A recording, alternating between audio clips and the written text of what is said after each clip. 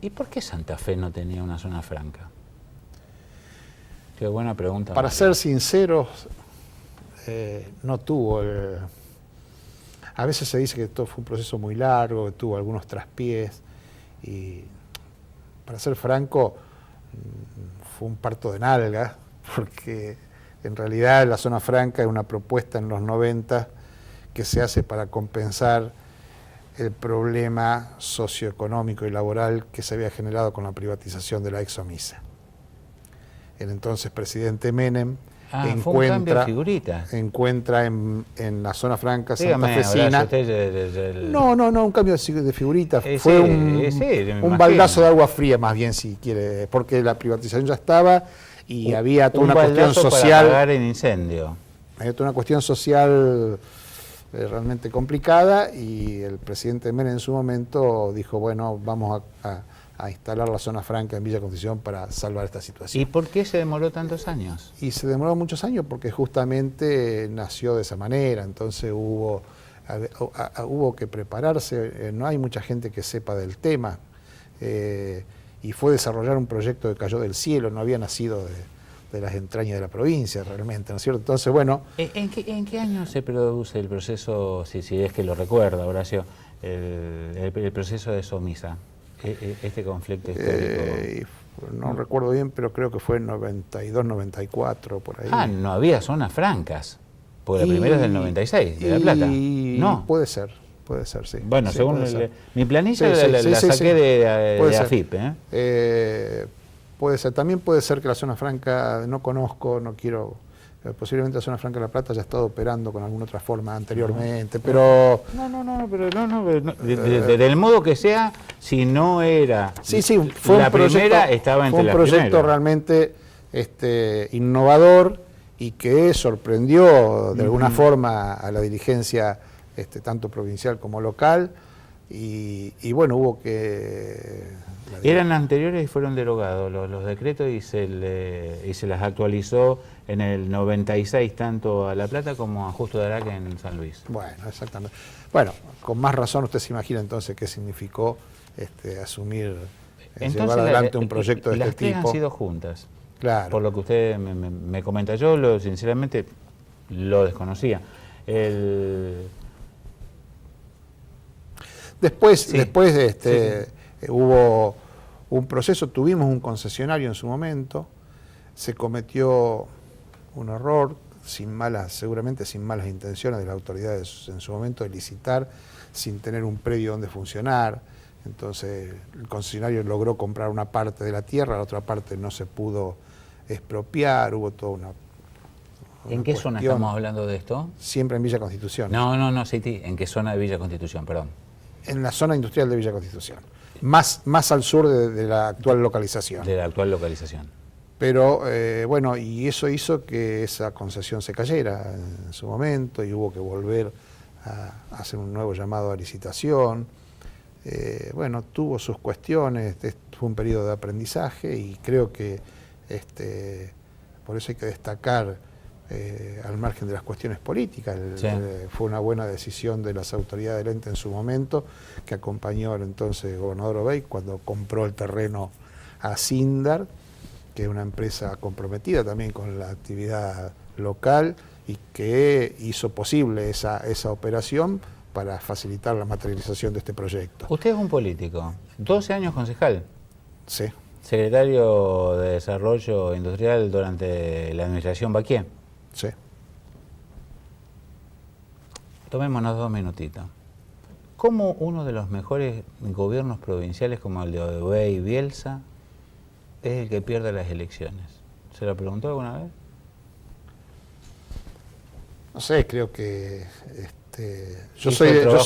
hizo el trabajo de Picasa. No corresponde que a lo mejor que yo haga ningún tipo de evaluación porque yo soy del Frente Progresista, sí, pero ¿qué tiene que del ver? Radicalismo y no quiero... Nadie, creo que nadie invalida los resultados ni la voluntad popular, pero simplemente creo que los cambios son necesarios y además surgen, en algún momento caen por propio peso. Y bueno, yo creo que el peronismo venía de un largo proceso de gobierno y la gente creyó que había que dar oportunidad a otra gestión, y creo que eso en gran parte fue, claro. fue el motivo por el cual el cambio de gobierno. Pero bueno, yo al margen de esto, Sí. por eso decía, al margen de las cuestiones políticas, porque a lo mejor hasta algún correligionario no le puede gustar lo que le diga.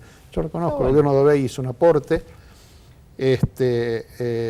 Wiener puso al frente del ente en su momento un hombre con una gran trayectoria, que hizo un aporte importante, el ingeniero José Adgiman, que es un hombre de acá de Rosario, que cayó mal en Villa porque no era un hombre de la ciudad, pero que hizo un aporte importante.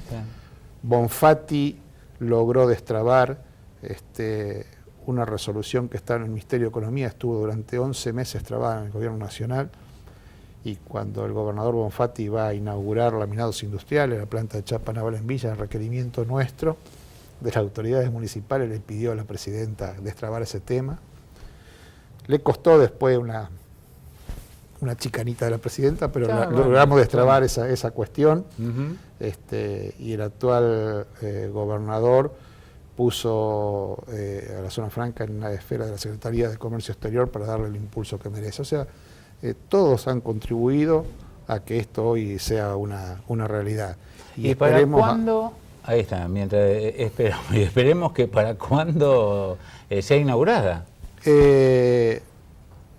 Según el... Tíreme un más y un menos. El concesionario... Si todo funciona bien. Según el concesionario, hay ya alguna operación para empezar a hacer en forma inmediata. Sí.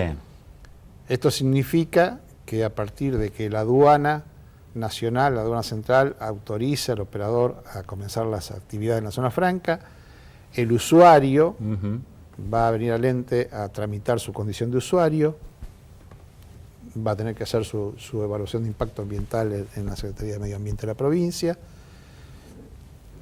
y podrá comenzar a operar. Con lo cual, sin ser muy optimista ni muy pesimista, yo calculo que a fin de año tendríamos que estar trabajando, o tendríamos que estar viendo actividad económica dentro de la zona franca. Hoy vemos actividad, hoy vemos que hay inversión, como decía, el concesionario cumplió casi totalmente, no, pero casi totalmente ya en las obras de infraestructura, están en condiciones de comenzar a operar, más las obras que le impuso la aduana local para poder realizar su tarea, fundamentalmente en lo que hace a la zona primaria. Y resta esto, que la aduana nacional autorice la operatoria, y entonces estimo que después falta el trámite del usuario. Vamos a pensar que a fin de año podemos estar trabajando con lo entendible, ¿no es cierto? Es de dominio público, problemas que ha habido en la aduana, de los heredados, de los actuales, que suponemos que todo eso ha hecho que se demore un poco más de lo que a nosotros nos hubiese gustado, la autorización para operar. Todo viento en popa, pues pongámosle, entre diciembre y marzo comienza a funcionar. ¿En qué beneficia a los partícipes de la zona franca, a los que la utilicen y estén autorizados para utilizarla? ¿Y en qué beneficia a la sociedad de Villa, Empalme, bueno, de la región? Exacto. Son dos cosas totalmente distintas, ¿no es cierto? Los usuarios, que hay dos clases de usuarios, a ver, para que se entienda más aún y para que quienes nos están escuchando sepan de qué estamos hablando. Hay usuarios directos y usuarios indirectos. Los usuarios directos son aquellos que logran esa condición para construir sus instalaciones y operar dentro de la zona franca. Los indirectos son aquellos que por las características y la envergadura del negocio no se justifica tener instalaciones propias, por lo tanto alquila a un usuario directo espacios para desarrollar su actividad. Entiendo perfectamente. El concesionario va a establecer una relación comercial con el usuario directo, y el indirecto lo va a establecer con el usuario directo. Entiendo perfectamente. ¿Y en qué le beneficia eso? ¿Está libre de impuestos? ¿Está no tan grabado como si yo, no sé, Fernandito y yo traemos algo por el puerto y me bajan 22 containers de esos de Hamburgo y bueno, ¿cómo es la cosa? ¿Se entendió? En realidad sí, habría siempre es aconsejable puntualmente para un inversor analizar particularmente su negocio, porque hay una serie de variables. Pero bueno, digámoslo vulgarmente, como se suele denominar, es un territorio extracontinental donde la aduana ejerce controles de ingreso y egreso de mercadería, pero que tiene un régimen aduanero especial. O sea, si usted va a ingresar una mercadería importada al territorio nacional, va a pagar una serie de conceptos aduaneros que no lo va a pagar si lo descarga o si lo ingresa a una zona franca. También es cierto que cuando usted ingresa una mercadería a un depósito fiscal, va a pagar el derecho aduanero cuando lo ingresa al territorio nacional. ¿Y mercadería de qué tipo sí y de qué tipo no? No, salvo algunas excepciones muy particulares. Cereales. El cereal hay un régimen especial con los países del Mercosur, por eso digo que cada negocio tiene que ser analizado particularmente. Ahí hay una particularidad. Yo voy nomás dos cosas que tienen que ver con nuestra zona, ¿no? Vehículos pueden ingresar. ¿Y esto significa que entran vehículos y yo puedo ir a comprar un auto ahí? No. Es decir, no es un free shop. No es un free shop. Eso es lo que hablamos al principio cuando usted me mencionaba Iquique. Sí le sirve como lugar de depósito, almacenamiento y posterior comercialización hacia otros sectores con menos gravámenes, es decir, más barato va. Sí, a ver, un concesionario que descarga vehículos en una zona franca tiene dos ventajas, vamos a decirlo. Yo no quiero hablar de un negocio que no conozco, pero vamos a decir auto por decir cualquier objeto. Sí. Va a introducirlo sin duda, si descarga una determinada cantidad de artículos, va a introducirlo al territorio nacional cuando tenga operaciones realizadas y recién ahí va a generar el gasto que significa impositivamente. Nos habíamos quedado, ¿y en qué va a beneficiar a la zona? A los villenses, bueno, insisto, a la zona sur de la provincia o a toda la provincia. En términos generales, como cualquier tipo de actividad económica, o sea, la ocupación de mano de obra y todas las actividades satelitales que se desarrollan cuando hay una actividad económica interesante. Esto sin duda es un proceso, nosotros estamos, recién usted me decía cuándo va a haber alguna operación, bueno, vamos a verla, estimo yo, a fin de año, pero tendremos que esperar un tiempo prudente para empezar a notar una actividad que comienza a ser importante, ¿no es cierto? ¿Y las zonas francas se caracterizan por realizar cierto tipo de comercio? Es decir, esta está especializada... ¿Qué? ¿Ya es la media hora? ¿Verdad? Ya media hora pasó. Bueno. Bajame un cachito porque encontré en la resolución de aduana que podrán introducirse en las zonas francas todas clases de mercaderías y servicios, con la sola excepción de armas, municiones y otras especies que atenten contra la moral, la salud, la sanidad vegetal y animal. Eso lo determina la aduana que está dentro. Por eso decía que la seguridad y la preservación del medio ambiente. Con muy raras excepciones, todo tipo de mercadería puede ingresar a una Horacio, zona franca. se nos fue el tiempo. Bueno. Tenía cosas para preguntar. Le iba a preguntar por qué está enojado con Fito Araujo. Hay una pelea ahí. Yo creo que los concejales radicales de Villa dicen siempre se llevaron mal, una cosa personal.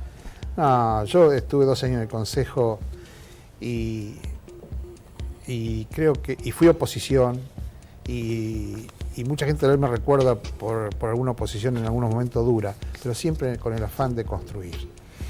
Oración. Listo. Esa es la diferencia. Que no es ni mejor ni peor, sino diferente. Exactamente. Un gusto, ¿eh? Gracias por la invitación. No, por favor. Señores, le ponemos punto final. Mañana y pasado está Gualdinito con nosotros. Le invito a Horacio a que lo vea porque es un genio. Así que pues bien, será hasta entonces.